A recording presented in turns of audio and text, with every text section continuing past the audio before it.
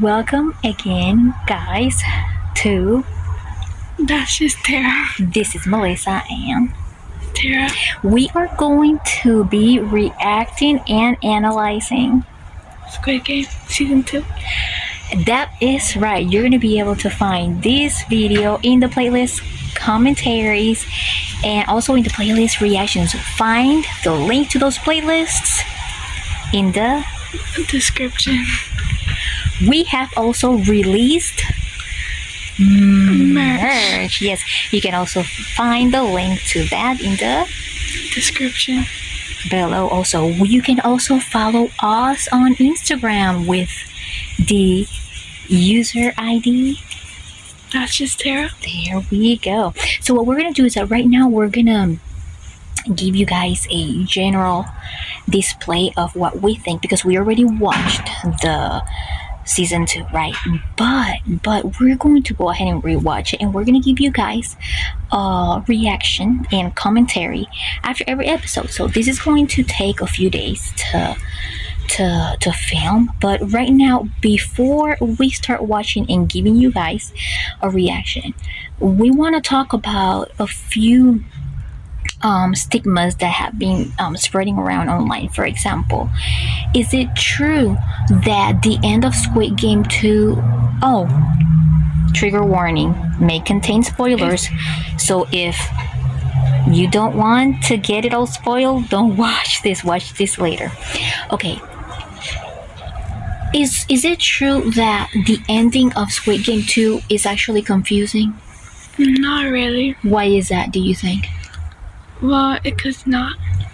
Because it really, a lot of people might think that the front man might not be the person who is portrayed in the season, right? But in my opinion, I think it is clearly portrayed. It's just, I think that towards the end of the season, he was just wearing, the uniform, and then all of a sudden some of the soldiers took him back around, had him change his clothes, right? And then he put back on his black uniform. Let me ask you something. What is your opinion when it comes to production from both seasons? Which production team, season 1 or season 2, do you think spent the most money with everything required to film, when it comes to anything in the stage, in the scenes, which one do you think spent more money? Season 2, obviously. Why do you think that is? Well, some of the actors, actually, I don't know if it's expensive to cast people, but some of the actors were singers, actually a lot of them, and there's just a lot of stuff. So yeah. That is true. So maybe because of their popularity, it required a little bit more. And there is this singer, formerly known as a rapper. I forgot his name. He was like Thanos, right? It took us a while to find him on Instagram. He was formerly a rapper and turned now into an actor after a hiatus. I don't know if I pronounced it right. It's like a long pause. He has sort of like a long pause. And now he's gaining popularity here in the US because of his participation in Squid Game 2. Which one is there another singer besides him? Yeah. Which one is that? The 222. And the pregnant one. The pregnant one? Oh wow, I didn't know that. How about the guy that played a YouTuber? I don't know about that, but we're gonna go ahead and rewatch everything, and we're gonna give you guys an exact breakdown of our analysis. See you guys in just a little bit. Don't go anywhere. Welcome. We are going to be now reacting to episode 1, Bread and Lottery. Well, we just finished. Well, yeah, we just finished watching it, but we're gonna be reacting to it, and we're gonna start it up We're gonna start it off by going. It's gonna be the cringiest thing. No. I'm gonna do it.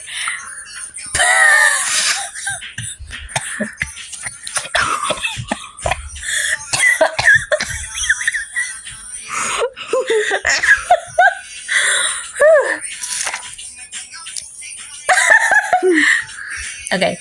Moko wa koshe pia somneda. Is that how you say it?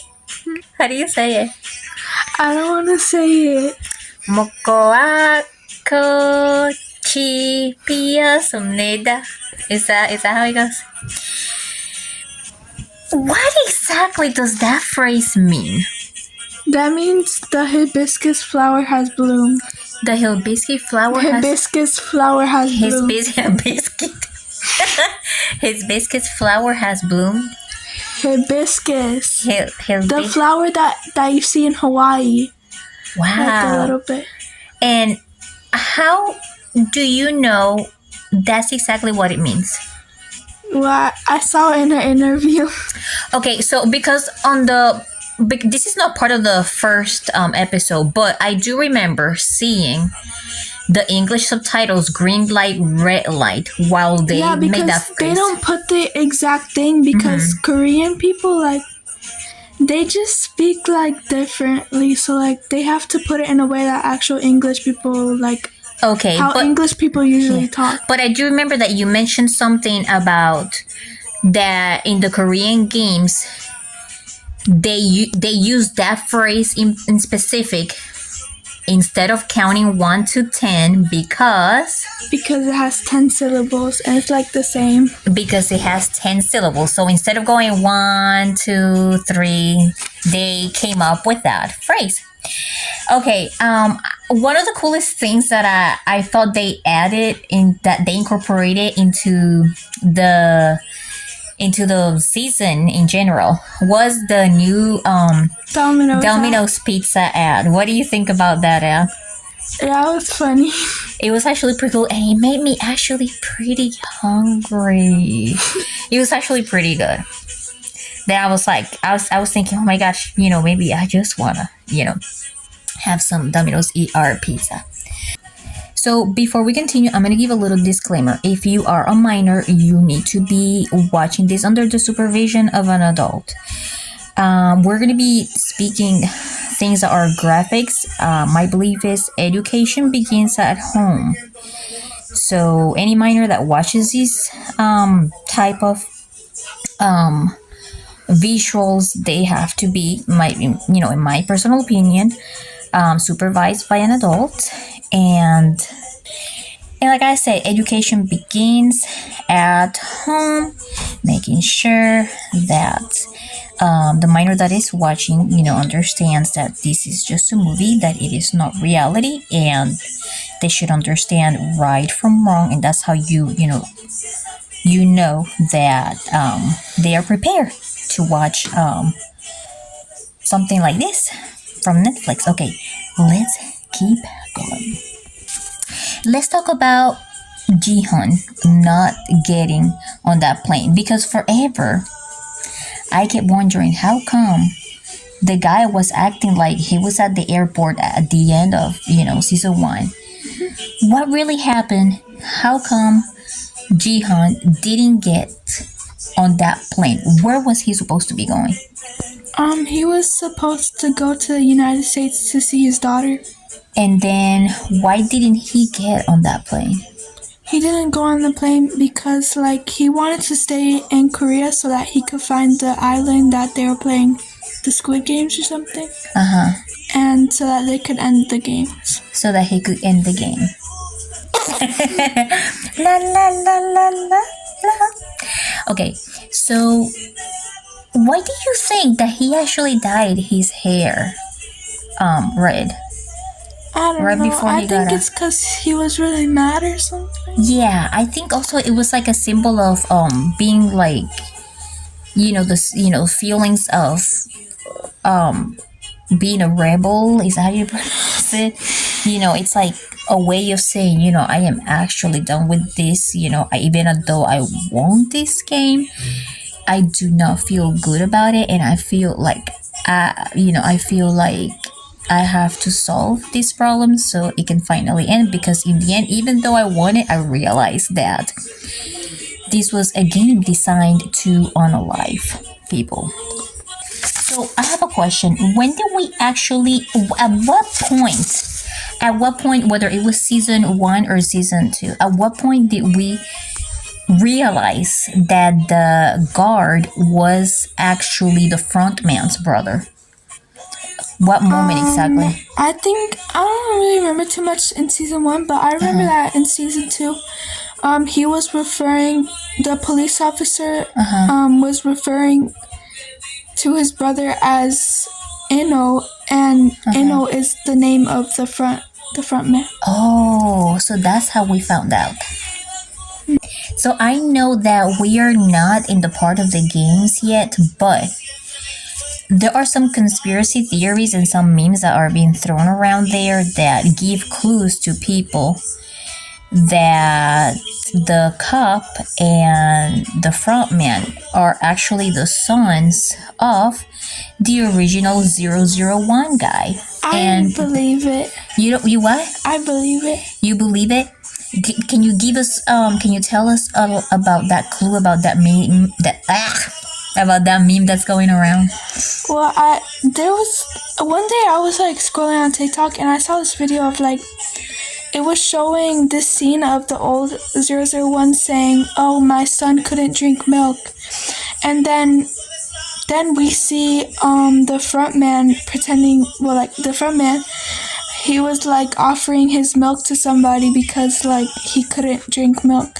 So yeah.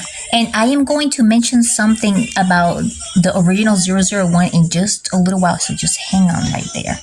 I just bring it up right now because I just realized it was right there on the notes, that part. Okay. Let's do a little bit of critical thinking. The original 001 on season 1, we noticed that in reality, that's my personal opinion, he was there to basically test humanity. Because you remember at the end there was a scene where there was this guy that was like homeless or something, and they were watching him from like the hospital bed. Do you remember that part? And I think 456 was like walking around, and the old guy was really trying to see whether 456 was gonna help the homeless guy on the street. This was like a scene. This was like a night scene. But anyways, I don't remember. I do remember that, and there were also some scenes in which the 001 guy was testing people. There was this one game where they had to throw a ball or something, and there was an opportunity for a player to help the other. So I think the 001 original guy was trying to see if other people were actually going to be willing to help others. So that's why I am stuck with that thought. Because the original purpose of the 001 guy was to test humanity. But at the same time, it's ironic because with the game proves that with humanity there is also, I'm getting you bored. There is also evil, and people, have humanity characteristics, but at the same time they're capable of unaliving to get certain things, because sometimes greed wins over, and that's a balance that has to be made in the world. That's what I think is one of the lessons that come with, but that's just like a little bit of analysis on the side. Let's move on to the next part. Okay, so there is a part where the cop and the cop's chief, his boss, were talking about some pictures that supposedly the cop was supposed to be sending to the chief. But the chief said, when they were sitting down eating noodles, he said, "Those pictures that you supposedly sent me, I never got them." What were those? I don't know what pictures they were. I think those are pictures that he wanted to show him as evidence that there were actual games going on in an island. Right? So I wanted to talk about that because they, that captain that the cop was having interactions with, they were talking about those pictures that were lost. And that's the conversation that I've been trying to bring up a few times with you. They were looking for an island, but at the same time, I think they were looking for that cell phone that supposedly fell off his costume when he fell on the rocks when he was, wounded by his brother. Yeah, but Captain Park, like the captain of the boat, was like saying, oh, like he dropped his phone, but let's find the mysterious island. Like he was mainly looking for the mysterious island. But I feel like the season actually never solved the mystery of the phone, and that phone is still yet to be found. The phone didn't really matter, only the island mattered. But they need to make society believe, they need a proof for society to believe that those games actually exist, Maybe they're going to say something or they're about... looking for both. Yeah, they were looking for both, but they never resolved the mystery. Plus, one more observation. Maybe you can help me figure this one out. But also, I think they were looking for the island first because, like, if you look, like, in episode 1, there's, like, a book and it shows, like, different islands and, like, most of the islands were, like, crossed out, like, meaning that... Okay, but my question is, why was the cop looking for the island? Because he was trying to look for the islands because the island is where the Squid Game is. Yeah, but what was the cop gonna do by himself? Because he would have needed a whole army with him, and the one that actually got to get an army was what's his name, Jihan, player 4, Jihan, player 456, I don't know, but yeah, that's like a, maybe he wanted to get there, but how was he gonna get there without an army and without being prepared? And maybe that's why he got a special interest when he found out that 456 was looking for the front man, because maybe he thought, maybe we can unite forces or something. I don't know. So we're going to talk really quick about the moment that the cop found out that his brother was the one that was basically in charge of the games. So the cop shoots him, right? And then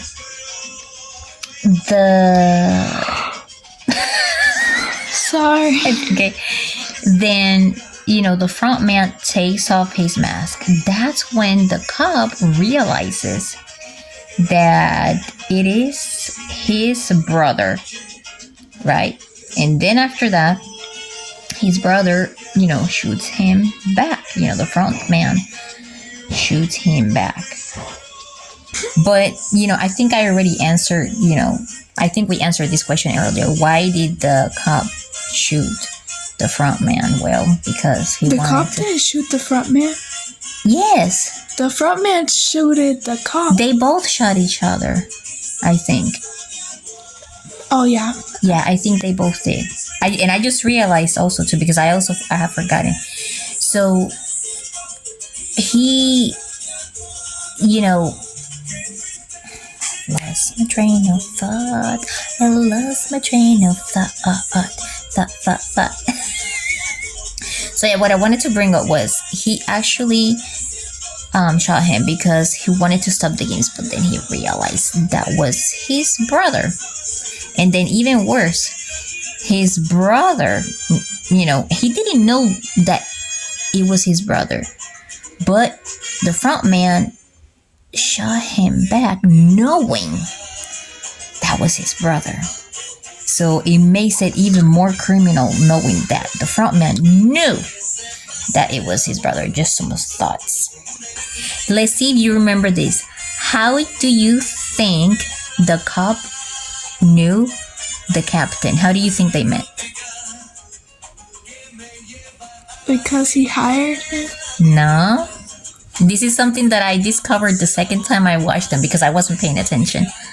I forgot. So the cop met the captain because the captain rescued the cop. Oh, wait, I knew that. Okay, so the captain rescued the cop, right? And that's how From drown.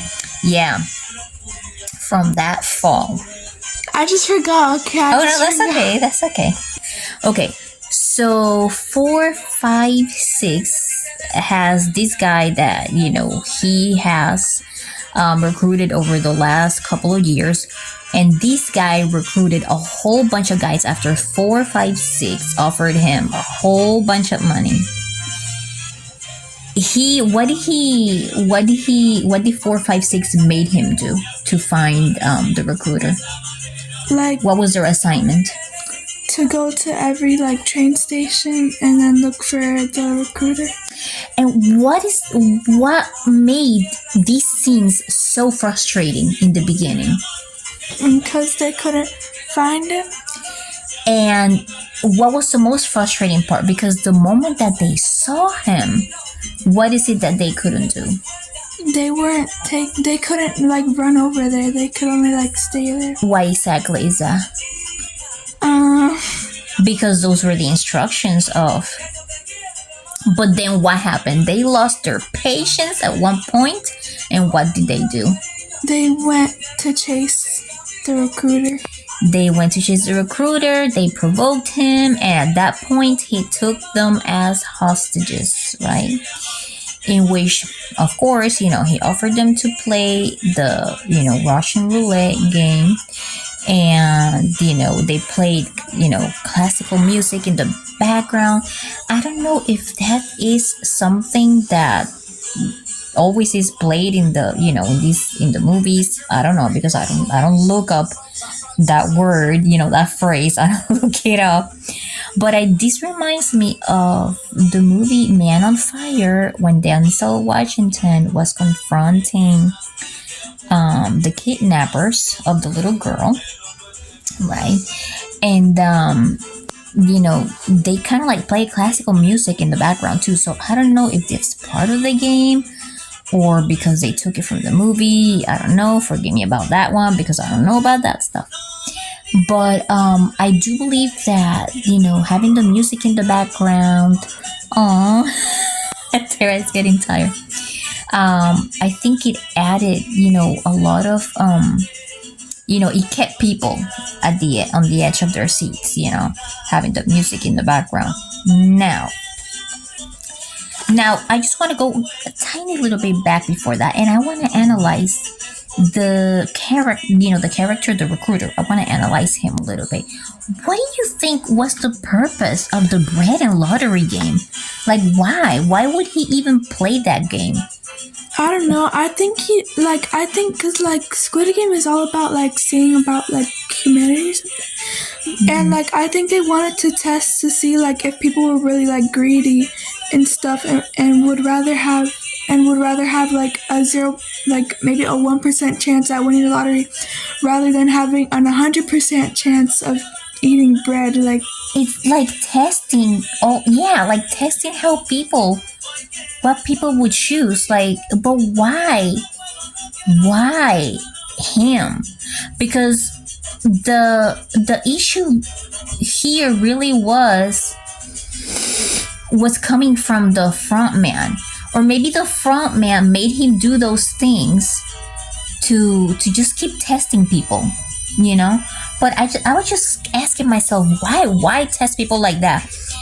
At the same time, you know what I also thought? I also thought that the recruiter, Tara, had some issues and actually enjoyed seeing people suffering too.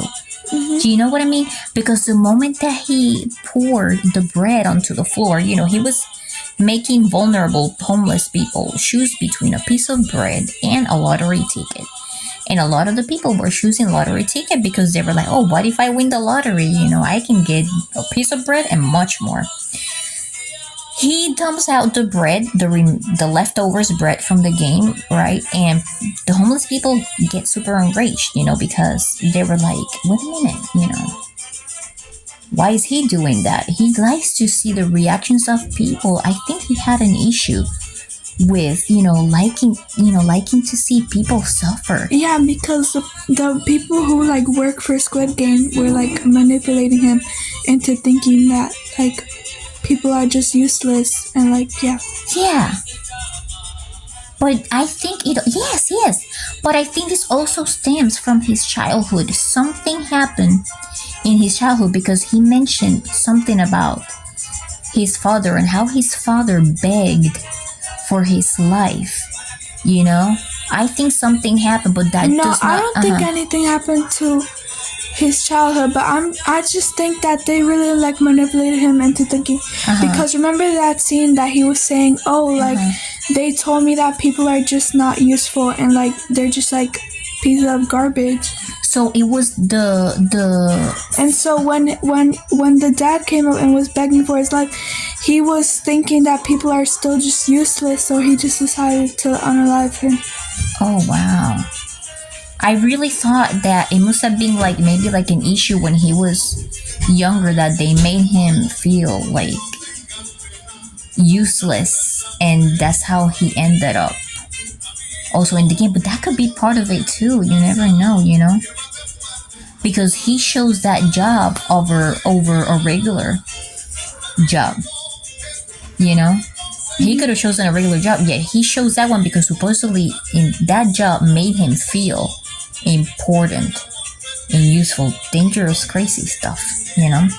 So then towards the end, he thinks he's so smart, but I feel like also towards the end, it's okay. I feel like he doesn't even care that he is about to pass because if he would have wanted, he would have unalived 4, 5, 6. You know what I mean? I think it came to a point where he really gave up the recruiter. He wanted to follow the rules of the Russian roulette, but at the same time, I think he kind of gave up, after all these years, he probably realized, what I have been doing is really messed up. I don't know, but that's just me. What do you think? You think it might have been something like that too? Anyways, this concludes our analysis from episode 1. Lottery and bread or bread and lottery? I don't know. Bread and lottery. I think I'm gonna have to divide this Terra and split this into several episodes, right? Because look, we have already made it to 23 minutes. Plus the intro. I guess I'm gonna have to do that. Alright. So thank you so much for watching. If you found this video valuable, hit the like, subscribe. And this is going to be in a Squid Game playlist. Find the link to that playlist in the description below. I haven't created the playlist yet, but I will very soon. And stay with us. Bye.